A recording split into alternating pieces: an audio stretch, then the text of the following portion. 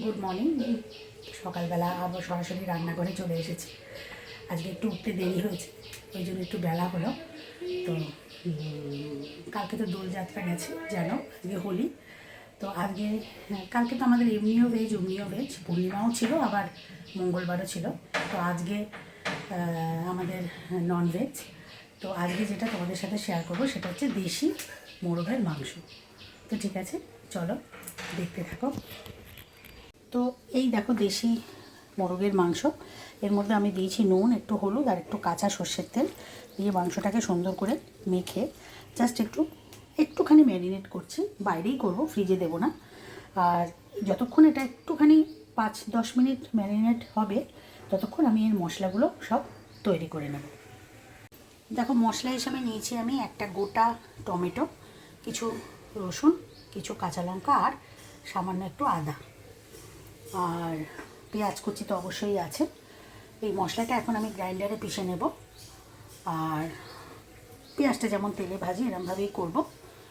এটা মোরগের মাংস সেদ্ধ হতে একটু সময় লাগবে, এটাকে খুব সুন্দর করে কিন্তু কষাতে হবে, মানে কুক করতে হবে। আমি প্রেশারে দেব না, আমি কড়াইতেই কষিয়ে কষিয়ে করব, তাহলে টেস্টটা আরও সুন্দর হয়। তো ঠিক আছে, চলো তোমরা দেখতে থাকো। তো দেখো কড়াইতে তেল নিয়ে নিয়েছি, তাতে ফোড়ন হিসাবে দিয়েছি গোটা জিরে, গোটা গরম মশলা আর গোটা গরম মশলা। আর একটা জিনিস দেওয়া হয়নি, সেটা হচ্ছে শুকনো লঙ্কা।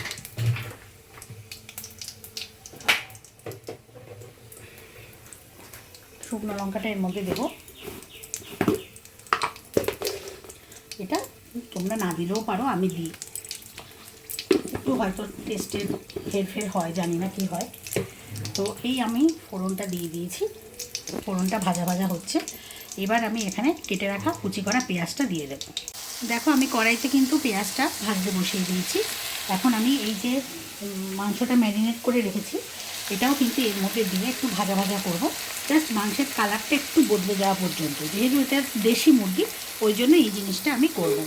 তো এটা করলে এর স্বাদটা আর একটু বাড়ে।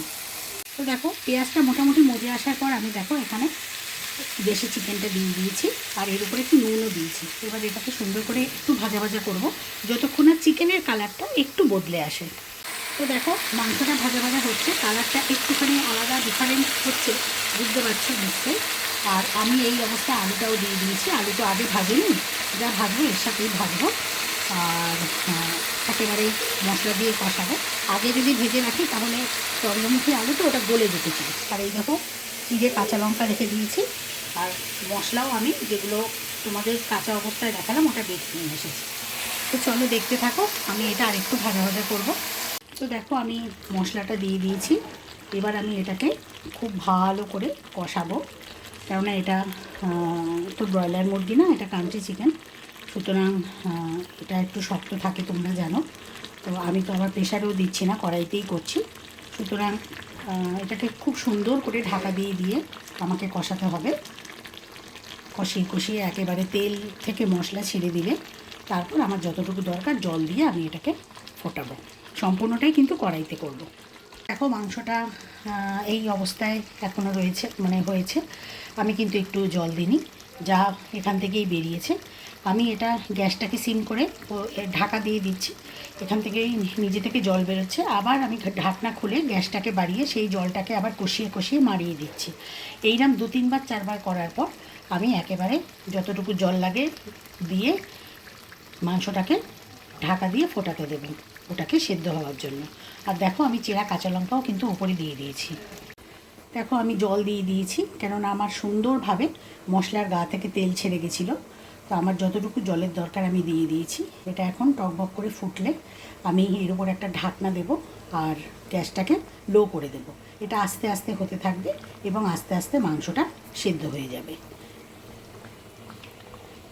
একটা দারুণ গন্ধ বেরিয়েছে, যেটা তোমাদের সাথে শেয়ার করতে পারবো না।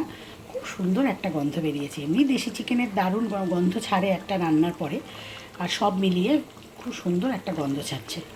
তো ঠিক আছে, এবার এটা ফুটে উঠেছে, আমি এটা ঢাকা দিয়ে গ্যাসটাকে সিম করে দেব সেদ্ধ হওয়ার জন্য। তো দেখো আমার দেশি চিকেনটা হয়ে গেছে। এই দেখো হাত থেকে মাংস ছেড়ে এসছে। এই অবস্থায় আমি এটাকে নামিয়ে দেবো। গ্যাসটা অলরেডি বন্ধ করে দিয়েছি, আর এর মধ্যে একটুখানি ঘি দিয়েছি।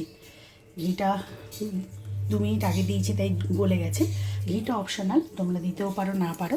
ঘিটা দিলে একটু গন্ধটা ভালো হয় এই আর কি, তবে একটু রিচও হয়ে যায়, এটাও সত্যি। তা 2-1 দিন রিচ তো খাওয়াই যেতে পারে বলো। তো এই আমার আজকের দেশি মোরগ তোমাদের সঙ্গে যেটা শেয়ার করলাম। ভালো লাগলে প্লিজ লাইক করো আর চ্যানেলটাকে একটু সাবস্ক্রাইব করে দিও। টাটা।